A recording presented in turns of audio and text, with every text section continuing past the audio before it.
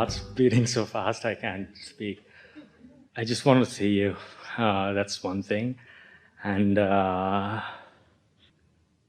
today feeling pretty good to you? Oh my God, it's amazing. I'll take like 10 seconds. Hold on. It's amazing. It's great. Like I found Abraham just about a year ago. Actually, tomorrow it's going to be a year. So things been great. Things are perfect. Do you know what you like most of all? Of all the things, you like clarity. Because you are someone who considers deliberately, looks for solutions, and knows them when you find them. That's why you're feeling satisfaction here today. So what leading edge, what new thing burst into your mind as you were sitting here this morning? Thanks for asking. You know, I honestly, I don't have a problem. We know. We don't either. That makes us good together.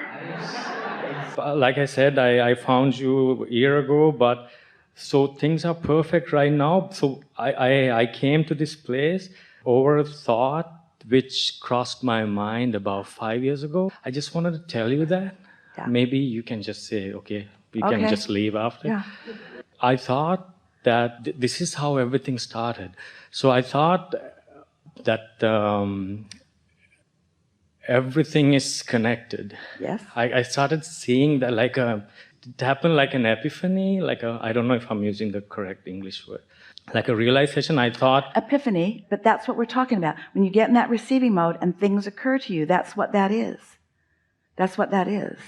I just wanted to ask from Abraham, why do I think this thought is so, why did I think, and even to this day I think this thing, let me say, okay, I thought everything's connected to me, like everything in the universe is connected. Because it is. Yeah, so it's very clear. I see the reactions. So anyway, the next thing I want to do. So let's talk about everything in the universe. And then let's talk about law of attraction and the response that law of attraction has to everything in the universe. Then we can talk about the connection of everything in the universe. Yes? What we're most interested in is, so as you were sitting there, of course, you have these moments in time and these connected moments when your inner being is actually standing right with you, flowing thoughts right with you. And what we're interested in hearing from you, if you know it, is what new thought burst into your mind since you've been in this room here today? Because every day more of that connection happens. What you want to call the starting point of that explosion in your mind 5 years ago is continuing in every moment, every moment, every moment, every moment, every moment. Every second. Yeah. And the satisfaction of it is getting a piece of it, a comprehensible piece of it, to chew on just a little bit. And that's where that feeling of clarity comes, that satisfying feeling of your hands in the clay of the creation of your own experience. Yes. And so? Now the next thing I want to do, like the endeavor or whatever, the work I want to do next, because I think I have the right amount of money. I mean, whatever I have, I'm really happy with whatever I have. It's just the thing I want to do next. Well, do you believe that through the life that you've lived this time and others, the whole of you that came forth into this physical body, do you believe that as you put pieces of perception and pieces of desire into your vortex, and they have begun to cooperate with each other, do you believe that they have become something that you might not even be able to describe?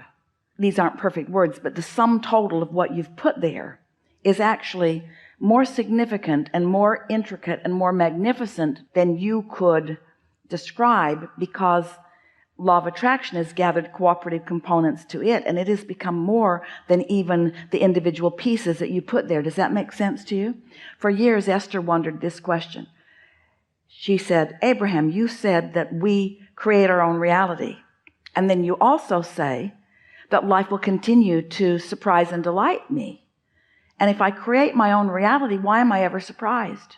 Didn't I put it there, and shouldn't I recognize it when it comes out to play with me? And we say, but since you are all connected to everything, and you are putting the components, and then law of attraction is gathering them, now it has become this more surprisable and more delightful creation than in any point in time you could describe. But when you get into that receiving mode so that you can comprehend it, this is making sense to you, then the surprise and the delight and the clarity and the fun of then taking it further and further and further. So I'm not crazy. So just No, you are crazy. I thought I was crazy until before I found you. But that's how humans that don't know about alignment and continuity and law of attraction and guidance system, that's how they describe people that aren't just focused upon what is only. The world that is sane wants to face reality. And we don't want you to face reality, because when you face reality, you just regurgitate what is. We want you to create new realities. We want you to own the reality that you've created and let it come out where you can explore and enjoy the unfolding of it, and others can witness it too. They won't understand it though, but you will. Just a quick question, and I'll Yeah. go. So is it correct if I think the smallest thing possible are my thoughts? Like so if I tell someone that your or whatever, but thoughts are the smallest, maybe the building block or the smallest particle possible in this universe, is it correct if I think? Well, you can call it the building blocks, but here's the thing. This is why your thought, that explosive thought about everything being connected, there's no singular thought. Law of attraction takes those small thoughts and builds current and momentum and streams out of them.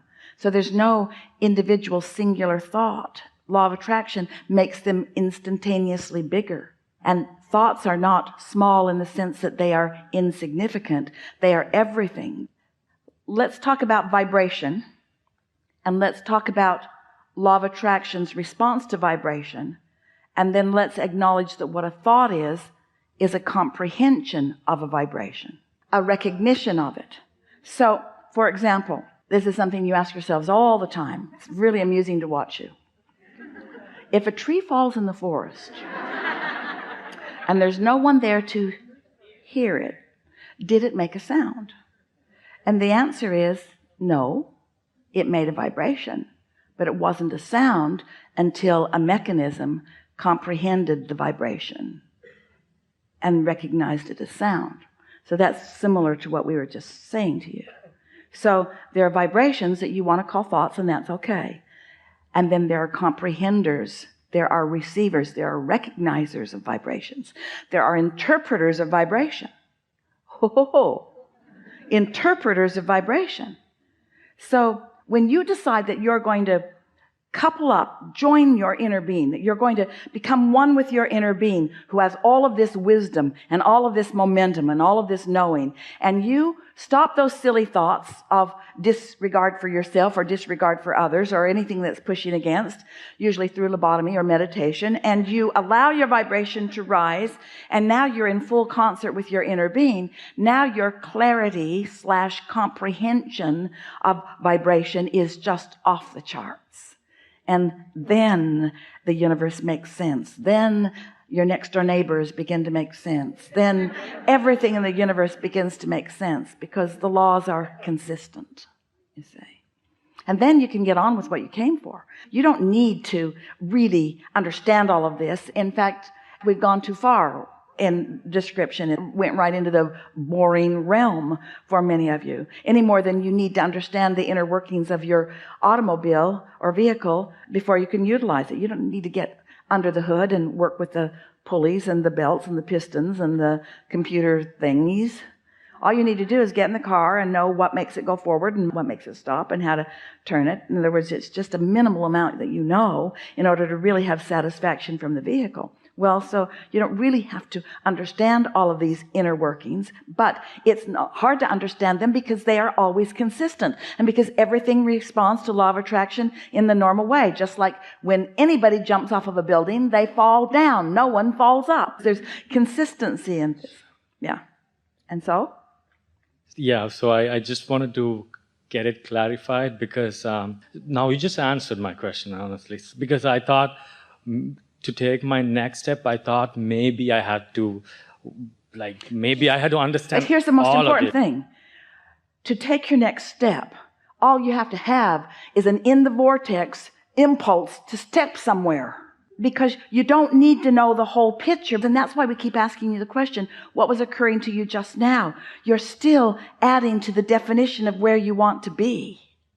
Life today is still adding components to it, because when you're moving at this fast pace of receptivity, all kinds of new horizons are open to you. So this is how the creative process works. So here you are, you're standing here, and you know what you don't want, you know what you do want, and so you throw it over into the vortex, and at first you're not a vibrational match to it, but then you try to get the feeling of it, and you forget about where it came from more, and you focus on that, and you move in the direction of it, and then you stand there, and then it manifests. And so now you're standing in a place where you have your new manifestation, you also have your new manifestation, but you also have a whole new set of contrasting experiences. And so now you know what you don't want, you know what you do want, so you throw it over into the vortex, and it takes a little while, but you line up with it, or you meditate and you line up with it really quickly, and then you move into that new place, and now your point of attraction shifts. So now you have this new manifestation, which is lovely to have, but you also have a whole new set of contrasting experiences, which causes you to launch another rocket of desire and another rocket of desire. So there's no ending to the evolution of your desire, just like there is no ending to the comprehension and realization of it. And that's the joy of life. You're not ever going to get it done, and you can't ever get it wrong.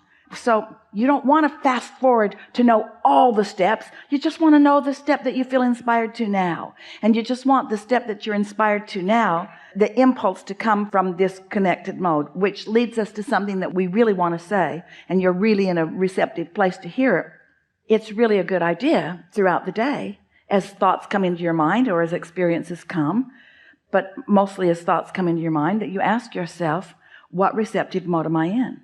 As long as you're awake and conscious, your mind is receiving. But are you receiving your signals from CNN? Are you receiving your signals from your inner being? Are you receiving them from your dwelling on some past event? What receptive mode are you in? And the more you care about satisfaction, and the more you reach for satisfying thoughts, and the more you make lists of positive aspects, and the more you rampage your appreciation, and the more you savor and milk from pleasurable moments, your awareness that you're having pleasure, and the more that you meditate and acknowledge what it feels like to be tuned in, tapped in, turned on, the more consciously aware you are of what satisfaction really feels like, the more you will know when you're not really in a satisfying mode, the more you will know when you're receiving from something that is less beneficial. And then on you go to this joyful life experience where a thought occurs and you follow it, and it's sweet and timing is good and others join you and it's delicious, and every night when you go to bed you think, oh, this was such a glorious day, I'll have more of these, please. And then tomorrow you have more of that, and the next day you have more of that, until time doesn't matter so much, because your point of attraction is so in your hands, and everything just kind of flows with everything, and everything's all hooked together, and you understand your place in all of it, and you feel love and appreciation for your part in it, and love and appreciation for the parts that others play. And then the questions are as meaningful to you as the answers, and the problems are as meaningful to you as the solutions, because you know without some problems there couldn't be more desire, and without desire there wouldn't be more energy flowing, and more energy flowing feels so good, and it's what life is. And so then you stop worrying about pushing against anybody, because it's all part of the process, and you appreciate every part that everybody plays. And now you've got step 1 down, can't stop it, and step 2 is taken care of, and step 3 you're really good at it, you're so good at it you call it step 4. You're the master of step 3, which is what step 4 is. And then the best of all happens, step 5. You're having another contrasting moment and loving every bit of it, because you understand the value of the variety. Yeah? Yeah. Thank you so much. Enough? Yeah. Really good. Really good.